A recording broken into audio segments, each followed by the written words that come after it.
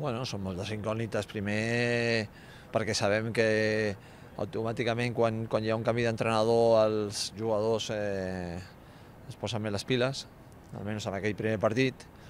I després està la incidència del que té el partit per ells també, no? O sigui, és un partit que nosaltres juguem moltes coses, però ells estan en una situació molt més límit que la nostra, i serà un partit, si ja era prou complicat, jo crec que serà de dificultat màxima. Tenim d'anar molt mentalitzats i anar a la línia que vam anar a Màlaga, Gran Canària o Alacant, i no l'última que vam anar al camp a Saragossa amb una mentalitat una mica a l'expectativa. Jo crec que tenim d'anar pel partit, després serà el que sigui, no?